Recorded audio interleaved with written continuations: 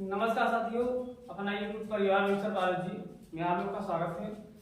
सबसे पहले आज रक्षाबंधन के उपलक्ष्य में सभी बहनों को ढेर सारी शुभकामनाएं। और जो है आज आपका स्पेशल क्लास फिजिक्स प्रकाश का परावर्तन चल रहा है। तो देखिए, जो प्रकाश का परावर्तन है उस दिन हमने पहला टॉपिक पार्ट नंबर 1 पढ़ाया था। आज जो है पार्ट सेकेंड। तो पार्ट 1 में क्या क्या बताया हमने? प्रकाश के बारे में बताया था। प्रकाश जिससे कोई वस्तु दिखाई देती है, यानी एक स्रोत होता है। स्रोत दो प्रकार का होता है। और जो है प्रकाश के गुण बताया था। तो इसको आगे बढ़ाते हुए इस टॉपिक को आज सेकेंड टॉपिक है जो है प्रकाश का परावर्तन, क्योंकि लेसन का नाम ही है प्रकाश का परावर्तन तथा अपवर्तन। तो उस दिन आपको प्रकाश बताया गया था, अब आज आपको परावर्तन बताया जाएगा। तो उसके बाद आपको शुरू करेंगे क्या? अपवर्तन। तो देखिए साथियों, परावर्तन होता क्या है? परावर्तन रिफ्लेक्ट, जैसे एक प्रकार होता है वस्तुओं का चमकना। आप लोग देखते हैं जब वस्तु चमकती है, जैसे अगर आप कोई बच्चा घड़ी लगाया है तो सूर्य के प्रकाश आता है तो घड़ी को ऐसे करते हैं जो है, अगर ये प्रकाश की ऐसे आ रही चमक के कहीं किसी न किसी दिशा में रिफ्लेक्ट होती है।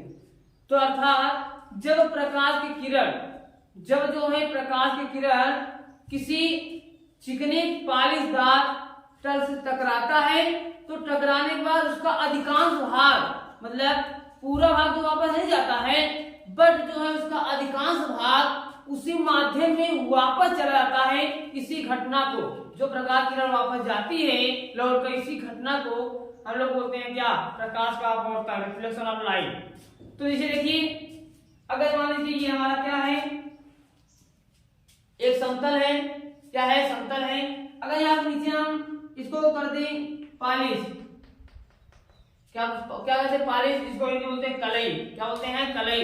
अब देखिए, इसको बोलते हैं समतल दर्पण। इसको क्या बोलते हैं? समतल दर्पण। तो अब देखिए, समतल दर्पण पे प्रकाश किरण आती है, मान लीजिए किसी भी दिशा से प्रकाश किरण आती है और बीच में इसका एक नॉर्मल पॉइंट है जिसको क्या बोलते हैं? अभिलंब। बीच में नॉर्मल पॉइंट होता है जिसको क्या बोलते हैं? अभिलंब बोलते हैं। अब देखिए, तो प्रकाश की किरण इस समतल दर्पण पर आती है, रिफ्लेक्ट होती है, और रिफ्लेक्ट होने के बाद वो जिस माध्यम में आती है उसी माध्यम में उसका अधिकांश भाग वापस लौटती है। यही क्रिया हमारा क्या कहलाती है? प्रकाश का परावर्तन। तो जैसे देखिए कि अगर प्रकाश किरण इस दिशा से आ रही है और जैसे आ रही है, ध्यान रखिए, जब प्रकाश किरण आ रही है तो इसे समतल दर्पण टकराने के बाद उसका अधिकांश भाग वापस चली जाती है। इसी क्रिया को हम लोग प्रकाश का परावर्तन कहते हैं।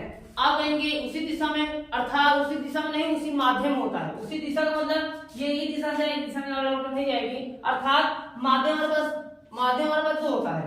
एक देखिए, एक माध्यम होता है इस दर्पण के ऊपर साइड, एक दर्पण के नीचे, अर्थात इस माध्यम को होता है सघन माध्यम, एक होता है विरल माध्यम। तो ये आपको अपवर्तन में बताया जाएगा सघन माध्यम क्या होता है और विरल माध्यम क्या होता है। तो सबसे पहले जो है कि अगर प्रकाश किरण किसी एक दिशा से आ रही है और जैसे वो टकरा रही है किसी समतल या किसी पालिशदार या किसी चमकदार तल से टकरा रही है, टकराने के बाद वो उसी माध्यम में वापस जाती है। इसी घटना को हम लोग क्या बोलते हैं? प्रकाश का परावर्तन। क्या बोलते हैं? प्रकाश का परावर्तन। पुनः एक बार देखिए, क्योंकि देखिए फिजिक्स जो होता है वो आपको याद नहीं किया जाता है। मतलब फिजिक्स ऐसा सब्जेक्ट है कि अगर इसको आप जितना अपने भाषा में बना के पढ़ेंगे, इसकी कंसेप्ट इतनी बढ़िया तैयार होगा। तो देखिए आप, तो देखिए मान लीजिए क्या बताया कि जब प्रकाश किरण आती है और आने के बाद जब समतल दर्पण या किसी पालिशदार तल टकराने के बाद जब वो उसी माध्यम में उसका अधिकांश भाग वापस लौटती है, ये क्रिया क्या होती है? प्रकाश का परावर्तन। अब देखिए, अब बात आती है कि किरण आती है और जाती है, किसी न किसी पॉइंट से टकराती है, अर्थात जो किरण आती है इसका नाम होता है आपतित किरण। आपतित किरण मतलब समतल दर्पण या पालिदार तल पर जो किरण आती है उस किरण का क्या नाम होता है? आपतित किरण। और जिस बिंदु से टकराती है इस बिंदु का नाम होता है आपतन बिंदु।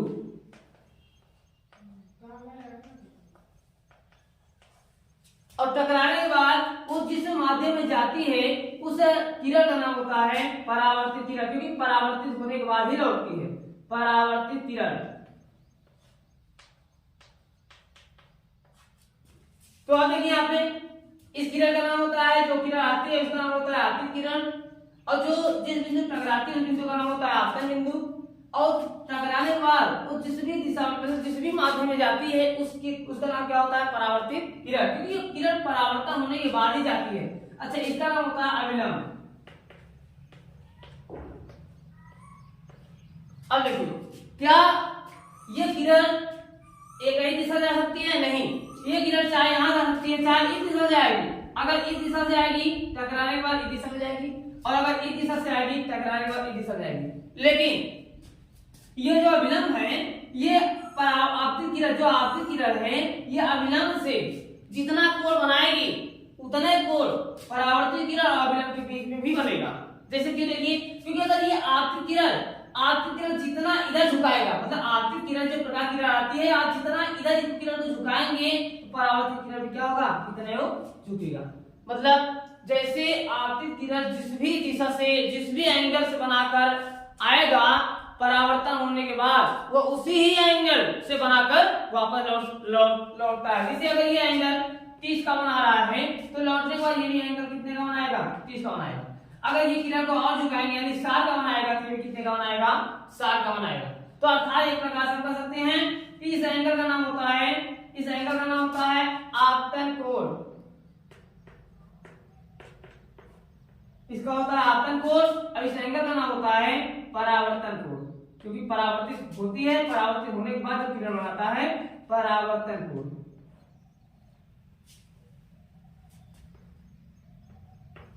तो अर्थात हम एक प्रकार कह सकते हैं आपतन कोण परावर्तन कोण दोनों बराबर होता है। हमने क्या बताया कि जिस भी एंगल से आपतित किरण आएगा, मतलब जो एंगल बनाकर आएगा आपतित किरण, वही एंगल परावर्तित किरण बनाकर वापस जाएगा।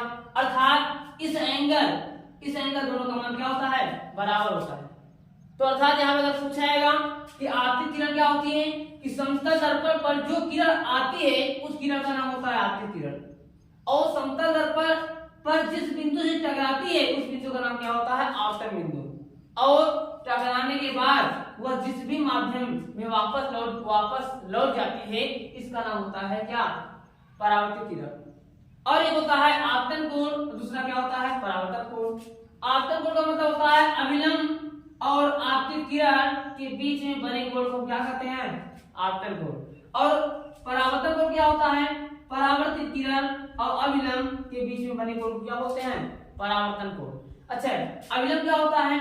अविलंब किसी समतल दर्पण के बीचों बीच खींचे गए, मतलब किसी समतल दर्पण के बीचों बीच खींचे गए लंब को ही क्या कहते हैं? अविलंब। किसी समतल दर्पण के बीचों बीच खींचे गए लंब को ही क्या कहते हैं? अविलंब। क्या कहते हैं? अविलंब। अब देखिए, एक होता है परावर्तक पृष्ठ। क्या होता है? परावर्तक पृष्ठ। परावर्तक पृष्ठ वह पृष्ठ होता है जिसके द्वारा प्रकाश किरण क्या होता है?